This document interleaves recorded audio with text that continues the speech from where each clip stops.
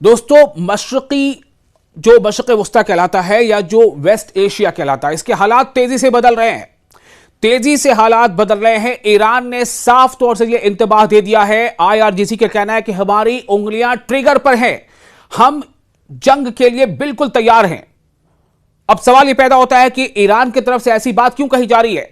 Iran की तरफ से ऐसी बात इसलिए कही जा रही है कि एक ऐसा माहौल बन गया है कि यह लग रहा है कि यह जंग बंदी नहीं हुई, यह सीज फायर नहीं हुआ, बल्कि सीज फायर के पसे पर्दा एक नया मंसूबा, एक खौफनाक जंग की दस्तक दी गई है। दरअसल आपको याद होगा कि डोनाल्ड ट्रंप ने पहले यह कहा था कि मंगल का जो दिन होगा, यानी मंगल का दिन रात 8 बजे का उन्होंने तय किया था कि मंगल रात 8 बजे तक अगर ईरान ने सीज फायर पर सहमति नहीं जताई, यानी कि अगर हॉर्मुज को नहीं खोला, तो फिर जबरदस्त और बहुत ही तबाहकुन हमला होगा। उस हमले के नतीजे में पूरा जो सिविलाइजेशन है ईरान का वो खत्म हो जाएगा एक रात में। यह धमकी दी थी। उसके बाद क्या हुआ? उसके बाद जब डेडलाइन खत्म होने में लगभग 1.5 से 2 घंटे बाकी रह गए थे, तब यह खबर आई कि डोनाल्ड ट्रंप ने खुद सोशल मीडिया पर इस बात की जानकारी दी कि सीज फायर हो गया है। ईरान और अमेरिका के बीच रजामंदी हो गई है जंग को रोकने के लिए। 2 हफ्तों के लिए जंग रोकने पर रजामंदी हो गई है।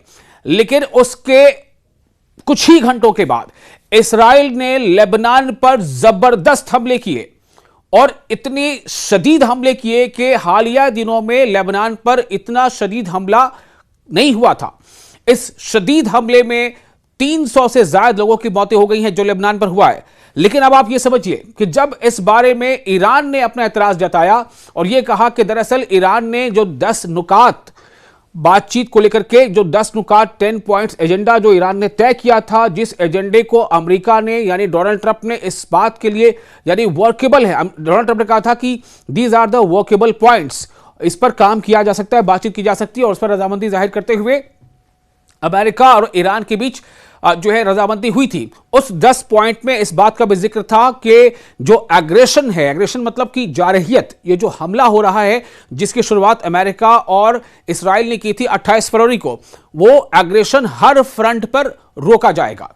हर फ्रंट पर ये एग्रेशन यानी ये हमले रोके जाएंगे। इसका मतलब क्या था? हर फ्रंट का मतलब ये हो गया था कि ईरान पर जो हमले हो रहे हैं वो भी बंद होंगे, ईरान जो हमले कर रहा है इस्राएल पर या अमेरिका के तमाम दूसरे अड्डों पर जो कि खलीजी मुल्कों में, वो भी बंद होंगे, और इस्राएल जो हमले कर रहा है लेबनान पर वो भी बंद होंगे, और इस्राएल जो हमले कर रहा है गाजा पर वो भी बंद होंगे। तो ईरान का ये मौक़िफ़ है कि दरअसल ये जो बातचीत है या ये जो जंगबंदी है, ये जो सीज फायर है, ये तमाम फ्रंट के एग्रेशन को रोके जाने पर मुत्तफिक था, उस पर ये वही था। लेकिन चूंकि इस्राएल ने इस लेबनान पर हमला किया और हमला भी शदीद हमला किया, तो इस शदीद हमले के तनाजुर में ईरान ने फिर यह धमकी दी कि वो इस जंगबंदी से बाहर निकल जाएगा। और जंगबंदी से बाहर निकलने का मतलब क्या है? जंगबंदी से बाहर निकलने का मतलब यह है कि फिर ईरान पर कोई ऐसी मजबूरी नहीं होगी कि वो हमले ना करे, वो दिफाई हमले ना करे, या फिर ये कि वो जो उसने दिफाई तदाबीर इख्तियार की थी, चाहे स्टेट ऑफ हॉर्मुज को बंद करने की बात थी। लेकिन सबसे बड़ी बात यह है कि इस पर जेडी वांस जो यूएसए यानी अमेरिका के नायब सदर हैं, उनका यह कहना था, जेडी वांस ने यह कह दिया कि हमारी बातचीत जो है जंगबंदी को लेकर के उसमें लेबनान का जिक्र नहीं था। यानी जेडी वांस ने इशारा दे दिया कि लेबनान पर इस्राएल हमले नहीं करेगा, यह सीज फायर का पॉइंट नहीं था, और सीज फायर में इस बात का जिक्र नहीं था। जिन शर्तों पर या जिन नुक्ते पर ये सीज फायर हुआ है उस पर शामिल नहीं था।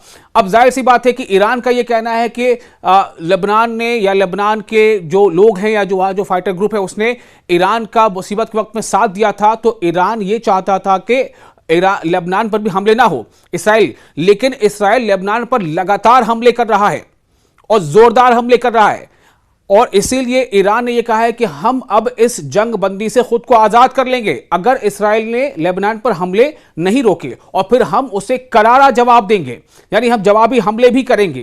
तो इसका मतलब क्या यह समझा जाए कि कहीं ना कहीं एक मंसूबाबंदी थी इस पूरे मामले को लेकर के, और इसमें मंसूबाबंदी एक प्लानिंग थी, और क्या इस्राएल को मौका फराहम करना था कि ईरान या उसके जो हमनवा तंजीमें हैं वो खुद को थोड़ा रिलैक्स महसूस करे और इसी बीच हमला हो जाए। चूंकि देखिए आईडीएफ जो है, इस्राएली डिफेंस फोर्स, उसने ये दावा कर दिया है कि हिजबुल्लाह के चीफ कासिम नईम को भी मार गिराया गया है। यह आईडीएफ का दावा है। ताजा जो इस्राएल ने हमला किया है लेबनान पर, उसके मुताबिक यह दावा किया गया है कि हिजबुल्लाह के चीफ की मौत हो गई है। यह आईडीएफ का दावा है। तो अब जाहिर सी बात है कि ईरान ने जो है वो जबरदस्त गुस्सा दिखाया है। ईरान अभी गुस्से से बिल्कुल आप ये कह लें कि बिफरा हुआ है। आपको एक और बात बता देते हैं कि जब सीज फायर का अनाउंसमेंट हो चुका था, सीज फायर का ऐलान हो गया था, उसके बाद ही एक ड्रोन जो ईरान की हुदूद में उड़ता पाया गया था, जो इस्राएली ड्रोन था, इस्राएली ड्रोन जो ईरान की हुदूद में उड़ रहा था, उसे आईआरजीसी ने यानी इस्लामिक रिवॉल्यूशनरी गार्ड कॉर्प्स ने मार गिराया था। यह जंग बंदी यानी सीज फायर के ऐलान के बाद का मामला है। तो लगातार इसराइल जो है इसमें मुदाखलत कर रहा था। इसराइल इस पूरे सीज फायर को सबोताज करने की कोशिश कर रहा था। इसराइल की मंशा यह थी कि यह सीज फायर न हो, क्योंकि इसराइल की जो नीयत है, जो उसका अपना इरादा है, वो ये है कि वो ज्यादा से ज्यादा इन एरियाज पर, लेबनान पर हमले करके, फिलिस्तीन में और ज्यादा हमले करके और दूसरे जो वेस्ट बैंक में और ज्यादा अंदर घुस करके वो तमाम अपनी जो मकबूजा इलाके उसको वो बढ़ाता चला जाए।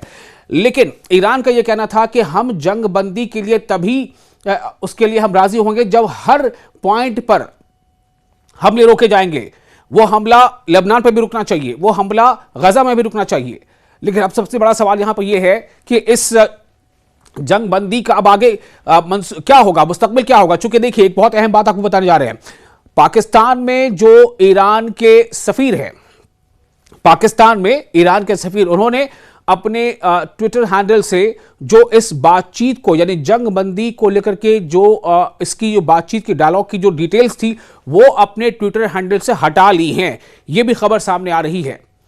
और दूसरी तरफ ये जो सबसे बड़ा एक और फर्क आपको बता दें वो ये हुआ है कि हॉर्मुज को खोले जाने पर रजामंदी थी और इसी बात को लेकर के अमेरिका और ईरान के बीच जंगबंदी का ये लगभग मामला तय हो गया था। और उसमें ये एक बड़ी बात ये थी कि हॉर्मुज को खोल दिया जाएगा, जिस पर सिर्फ ये था ईरान का कि इंसिस्ट ये था कि ईरान चाहता था कि हॉर्मुज खोले, लेकिन वो हमारी निगरानी में होगा। तो उसके लिए ये रजामंदी हो गई थी। हॉर्मुज खुल चुका था और कुछ शिप्स यानी टैंकर शिप्स वहां से गुजर भी चुके थे। लेकिन इसराइल ने जो हमला लेबनान पर जारी रखा, तो इसराइल के लेबनान पर लगातार हमला करने की सूरत में ईरान ने सबसे पहला कदम यह उठाया कि हॉर्मुज को बंद कर दिया है।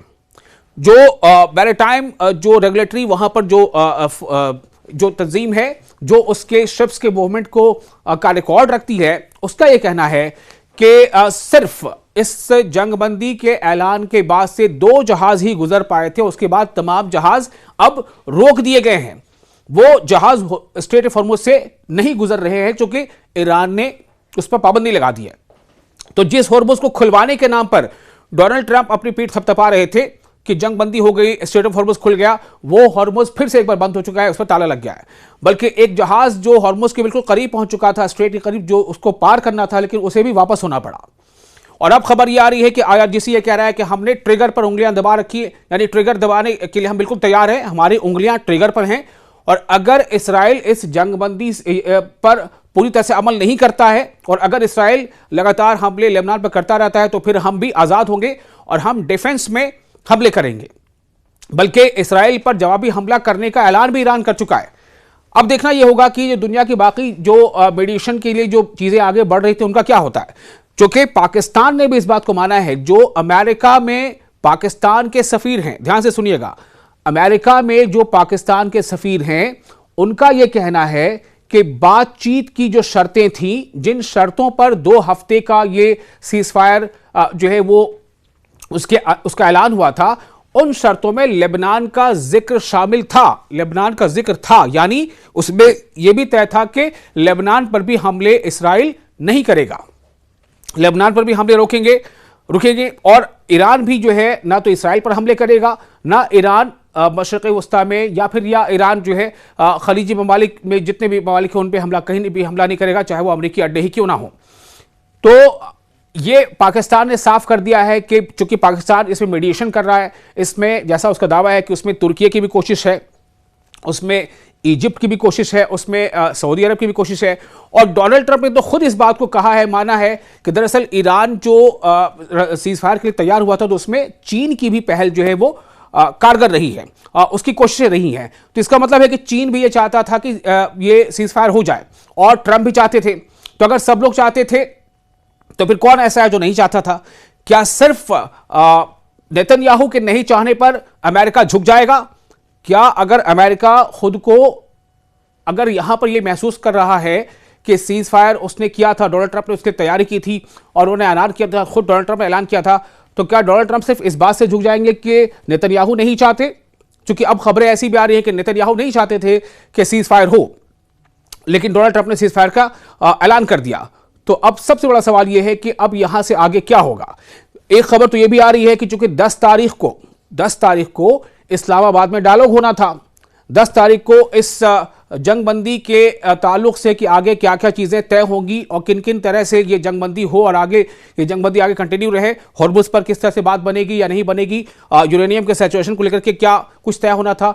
तो अगर इस्राइल हमले जारी रखता है तो इसका मतलब यह होगा कि फिर ईरान जो है जंगबंदी से खुद को अलग कर लेगा, और अगर ईरान खुद को जंगबंदी से अलग कर लेता है तो इसका मतलब क्या हुआ कि एक तो यह कि ईरान जो इस्राइल पर हमले शुरू कर देगा, और फिर से हो सकता है कि ईरान अमेरिकी अड्डों पर भी हमला करे, और साथ ही साथ ये कि हॉर्मुज़ जो है वो फिर से बंद रहेगा, और अगर हॉर्मुज़ बंद रहता है तो वहां से शिप्स नहीं गुजर पाएंगी, ईरान की मर्जी होगी, जिसे चाहे जाने दे, जिसे चाहे ना जाने दे। तो फिर आखिर ये जो दुनिया के तमाम बड़े मुल्क, बड़े छोटे तमाम मुल्क ये जो परेशानी झेल रहे हैं कच्चे तेल या नेचुरल गैस की कमी को लेकर के, चूंकि उसका सिलसिला ही वहां से मुनक़ता हो जाता है जब स्ट्रेट ऑफ हॉर्मुज़ बंद होता है, तो फिर ये परेशानी बढ़ जाएगी। और इसीलिए आप देखिए उसका शुरुआती असर है, जैसे ही इस सीज़फायर को लेकर के सवालों की बौछार शुरू हो गई, ये सवाल उठने लगे हैं, तो उसके साथ ही जो कच्चे तेल की कीमत है फिर से उसमें उछाल आ गया है। एक तो पहले जब डोनाल्ड ट्रंप ने यह ऐलान किया था कि सीज फायर पर सहमति बन गई है, सीज फायर पर ईरान के साथ रजामंदी हो गई है, तो कच्चे तेल की कीमत अचानक गिर गई थी और लोगों ने राहत की सांस ली थी। लेकिन अब जब से सीज फायर पर ही सवाल खड़े हो गए, इसराइल की वजह कर, इसराइल की हरकत की वजह कर, इसराइल ने जो लेबनान पर हमले किए उसकी वजह कर, तो अब क्या हुआ कि फिर से एक बार कच्चे तेल की कीमत बढ़ गई है।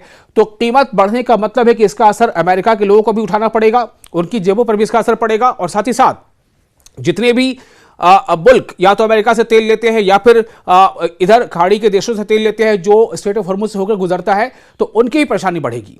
तो सबसे बड़ा सवाल अब यह है कि क्या जंग बंदी महज एक दिखावा था, एक प्लानिंग का एक हिस्सा था, बहुत बड़े मंसूबे का हिस्सा था, एक खौफनाक जंग फिर से होने वाली उसके पहले की यह कोशिश थी? क्या ईरान को अंधेरे में रखा गया, या क्या ईरान बखूबी इससे वाकिफ था? क्योंकि इससे पहले भी ईरान को 2 बार धोखा हो चुका है। जब 28 फरवरी को अमेरिका और इसराइल ने मिलकर ईरान पर हमला किया था, तब भी जेनेवा के बातचीत का दौर चल रहा था।